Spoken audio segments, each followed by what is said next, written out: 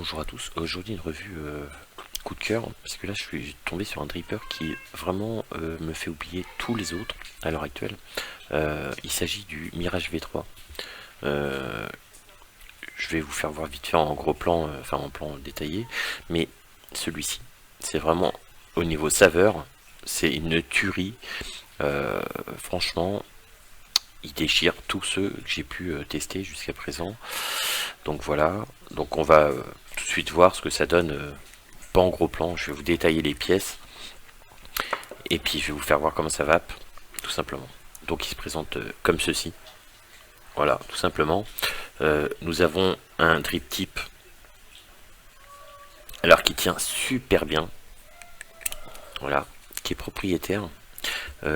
Donc forcément, bah, vous avez des spares avec une clé Allen, des joints, des vis, des coils, et un adaptateur 510 qu'on va mettre sur le dessus du top cap. Voilà, et comme ça vous pourrez mettre n'importe quel drip tip 510 classique.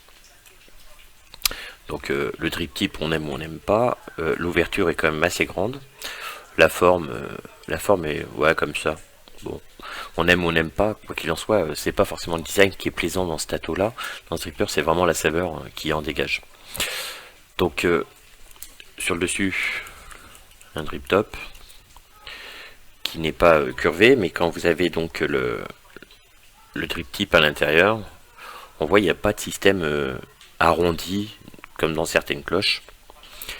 Mais ce qui est astucieux, c'est ceci.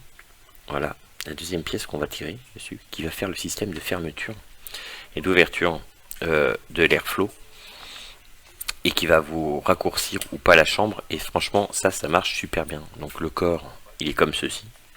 Voilà, on fait le tour. Vous avez donc un airflow de des deux côtés. Et cette petite bague là, en fait, se met dedans, tient sur le dessus, et en fait, quand vous allez aspirer, celle-ci va donc, alors je vais essayer de faire comme ceci, voilà, ça va être assez compliqué. Quand vous allez aspirer, en fait, ça va ouvrir, voilà, hop, ça va ouvrir la partie d'airflow qui se trouve ici. Et ça, c'est bien. Le plateau de travail, donc c'est un 3 postes avec des petites gorges pour pouvoir mettre le coton. On peut pas mettre beaucoup de liquide, ça c'est le seul défaut de ce dripper là. Vous avez deux systèmes d'airflow. En dessous, donc on a les airflow. On a un pin 510 qui lui n'est pas réglable. Vous avez un système de joint parce que il a l'avantage d'avoir une petite cuve de récupération qu'on vient mettre comme ceci. Voilà. Une fois que vous avez fait ça, vous avez un plateau de travail classique d'un dripper. Donc moi je l'ai monté avec un 0.3 en Clapton. J'ai dû faire 4 tours. 4 tours en 26 gauge. Voilà, donc ça donne ça. Donc je mets le coton.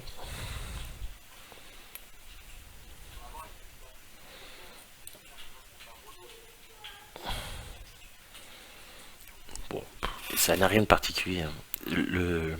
L'innovation de celui-ci, on va dire que c'est plutôt le côté le dôme qui se lève quand vous aspirez pour votre réglage d'airflow. Donc si vous le mettez pas, vous avez un airflow important, mais bon, la restitution des saveurs est moindre. Par contre, le niveau de vape est un peu plus important. Si vous mettez le dôme, franchement, vous avez quelque chose qui vous donne une saveur extrême. Bon, pour le cotonnage, il n'y a rien de très compliqué, hein. Là, on fait comme ça, hein. On met le coton dans la gorge, en arc de cercle. Si vous faites un dual col, bah vous faites deux arcs de cercle, tout simplement. Je vais mettre quoi dedans? Allez, on va mettre Réanimator 2. Ça fait longtemps que je ne l'ai pas vapé.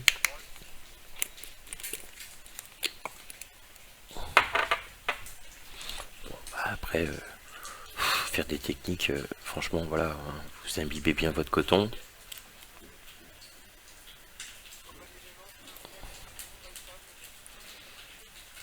Donc, le vrai seul défaut, c'est que ouais, on retrouve un peu la quantité de liquide un peu petit.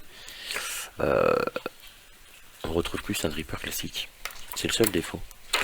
Donc une fois que vous avez fait votre montage, imbibé votre coton correctement, il suffit de remettre la partie du corps de l'airflow face à vos coils. Voilà.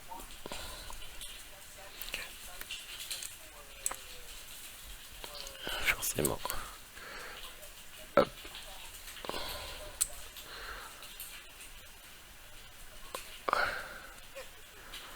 Voilà. Donc une fois que vous avez fait ça, on suffit de remettre le dôme dessus.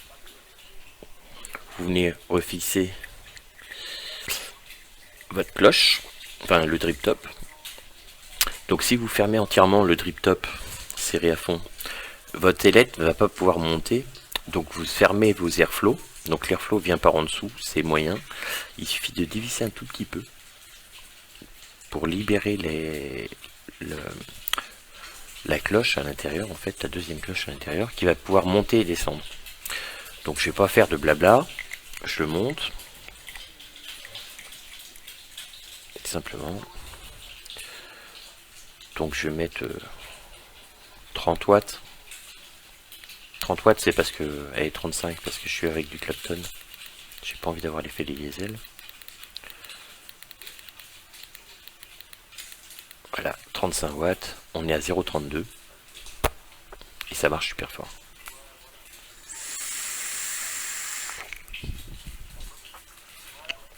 Niveau vapeur, il est largement suffisant. On n'a pas besoin de machin. Par contre, on a une restitution de saveur. C'est vraiment le meilleur, pour moi, le meilleur dripper au niveau saveur à l'heure actuelle sur le marché.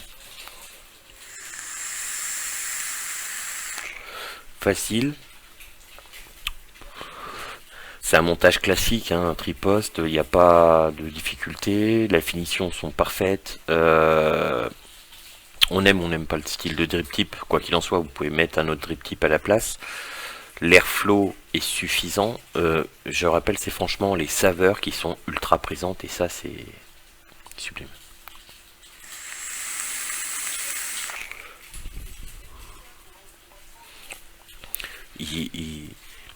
Il arrache tout sur le marché, je pense, à l'heure actuelle. Au niveau saveur, c'est vraiment quelque chose, voilà. Il y a des trucs où ils vont faire plus de vapeur, il y a des choses qui vont être en entre-deux. Mais celui-ci, au niveau saveur, pour moi, c'est vraiment le meilleur. Donc, je vous le conseille. Voilà, je vous donne pas le prix, c'est un clone. Donc, voilà, puis je vais pas en faire la pub. Je dis juste que moi, mon ressenti, je l'ai acheté. Donc, je me suis dit, tiens, je vais vraiment faire un retour parce que celui-ci mérite. Voilà, je vous dis ciao. Tiens, on se fera un deuxième... dripper bientôt, le Reborn par exemple, tiens, il est pas mal aussi, mais on verra après. Je vous dis ciao ciao, à bientôt, et puis n'oubliez pas, il y a le TS d'Afab, enfin de Free and Vap à faire, vous pouvez faire l'Edus, le machin, ce que mais vapoter c'est mieux que la clope. Ciao.